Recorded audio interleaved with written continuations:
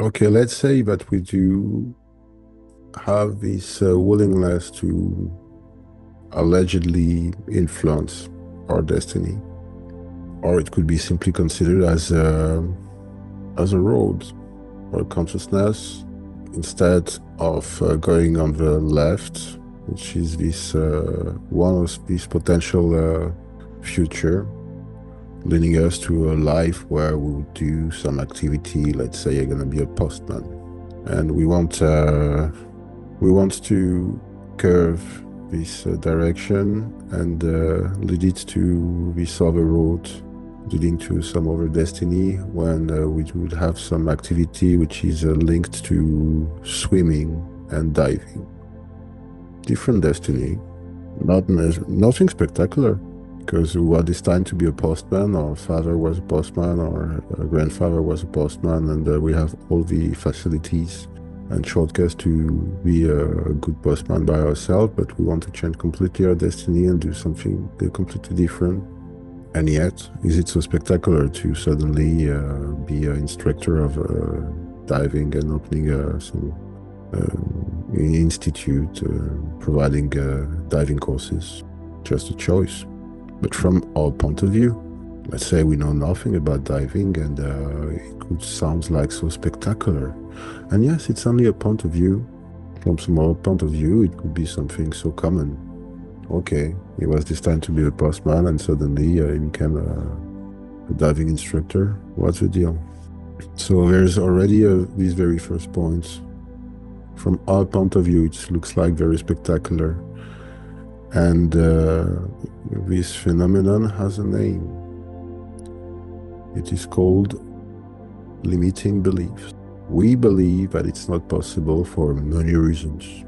And these beliefs are some columns, some repairs of our psyche, which are determining this object, which is our mind. And yet we have this problem. We are considering ourselves as an object. As far as this mind is just a tool, but it's not us. How to consider ourselves as an object? So that's the very first problem. We're limited by what we think it's possible to do or not. And yet, isn't it a matter of arrogance? Who are we to know what is possible or not? It's comfortable to think that some phenomena are repetitive, and they regularly will come back again as a repair. It's securing us. There will be a routine. It's comfortable, but mostly it's securing. Wow. And life is predictable, and we feel safe. We think that we're gonna survive because life is predictable. Bad news is that we're not gonna survive. We're gonna die anyway. Interestingly, in Africa, people often get this standing quite young.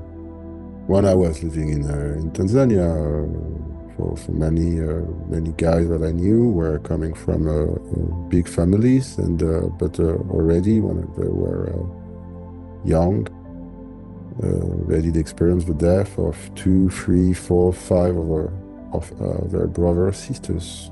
When you experience this infinity with death so young, already when you reach your 80s, 18 years old, you're already a philosopher.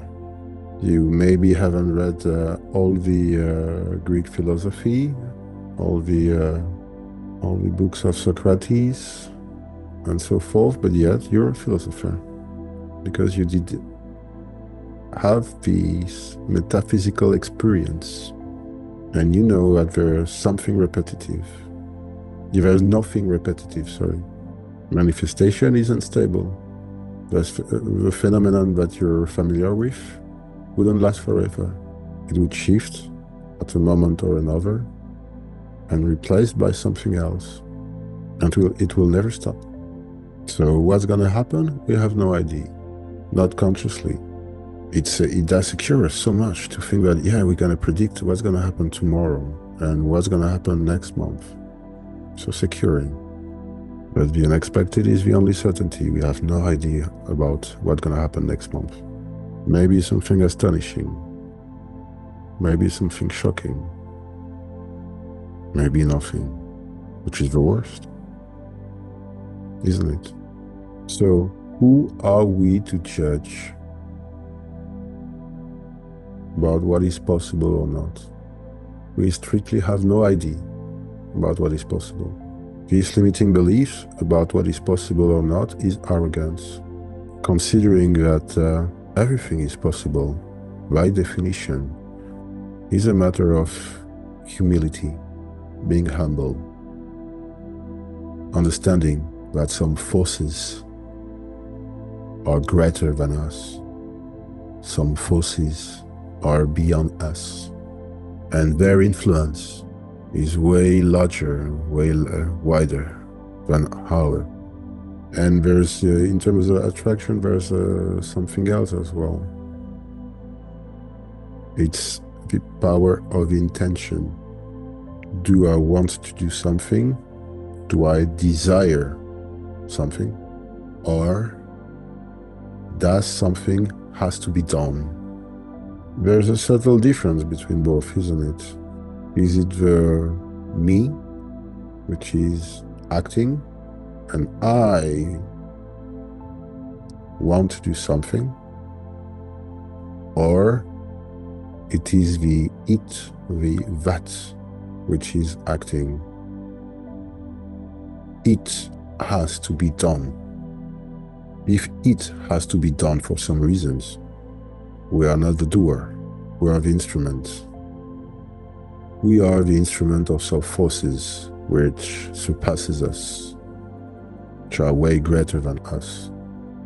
If we are not the doer, but just the instrument, experiencing this submission that we would embody towards this element which is greater than us, it has to be done. It would use its power, and its power is infinite. We would just be the instrument, not the author, and it's not our will. It happens because it has to happen. This could be a matter of manifestation.